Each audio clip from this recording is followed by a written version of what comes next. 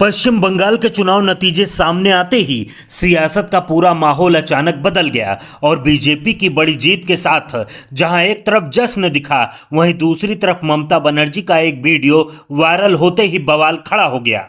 ममता बनर्जी खुद सामने आकर आरोप लगाती हैं कि मतगणना के दौरान भारी गड़बड़ी हुई, उनके एजेंटों को अंदर नहीं जाने दिया गया, सीसीटीवी कैमरे बंद कर दिए गए और उनके कार्यकर्ताओं के साथ मारपीट की गई। यहां तक कि उन्होंने यह तक कहा, मुझे लात मारी गई, धक्का दिया गया। उन्होंने दावा किया कि उन्होंने बार बार चुनाव आयोग से शिकायत की, लेकिन कोई कार्रवाई नहीं हुई। इतना ही नहीं, चुनाव हारने के बाद ममता बनर्जी ने यह भी आरोप लगाया कि बीजेपी ने 100 से ज्यादा सीटें लूट ली और यह जीत पूरी तरह अनैतिक है, जिससे यह मामला सिर्फ हार जीत से आगे बढ़कर लोकतंत्र की साख पर बड़ा सवाल बन गया है।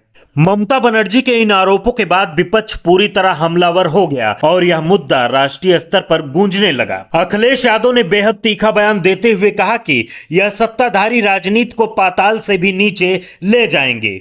यह देश के राजनीतिक इतिहास का घनघोर काला दिन है। आज पूरा देश आक्रोशित है और लोकतंत्र व्यथित है। अखिलेश यादव ने यह भी आरोप लगाया कि चुनाव के नाम पर केंद्रीय बलों का दुरुपयोग हुआ और ऐसा ही मॉडल पहले उत्तर प्रदेश विधानसभा चुनाव 2022 और फर्रुखाबाद लोकसभा चुनाव 2024 में भी देखने को मिला था, जिसे अखिलेश यादव ने जनमत की खुली लूट बताया।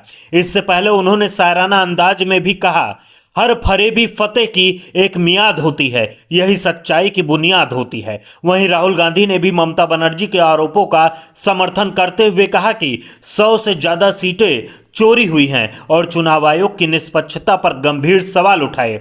इससे साफ हो गया कि यह विवाद अब सिर्फ बंगाल तक सीमित नहीं रहा, बल्कि पूरे देश की राजनीति का बड़ा मुद्दा बन गया। दूसरी तरफ भवानीपुर सीट पर तस्वीर पूरी तरह साफ हो चुकी है, जहां शुवेंदु अधिकारी ने ममता बनर्जी को हराकर बड़ी जीत दर्ज की।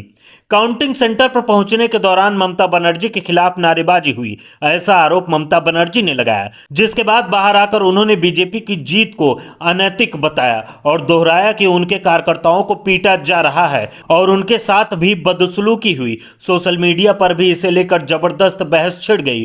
कुछ लोग इसे लोकतंत्र पर सीधा हमला बता रहे हैं, तो कुछ इसे हार के बाद की राजनीतिक प्रतिक्रिया मान रहे हैं। लेकिन सबसे बड़ा सवाल अब यही खड़ा हो रहा है कि जब एक मौजूदा मुख्यमंत्री खुद चुनाव प्रक्रिया पर इतने गंभीर आरोप लगा रही हो, विपक्ष के बड़े नेता जैसे अखिलेश यादव और राहुल गांधी खुलकर समर्थन में आ गए हों, तो क्या यह आने वाले समय में देश की राजनीति का बड़ा टर्निंग पॉइंट बनेगा? और क्या इसी माहौल के बीच अब बंगाल की राजनीति में भी बड़ा उलटफेर देखने को मिलेगा?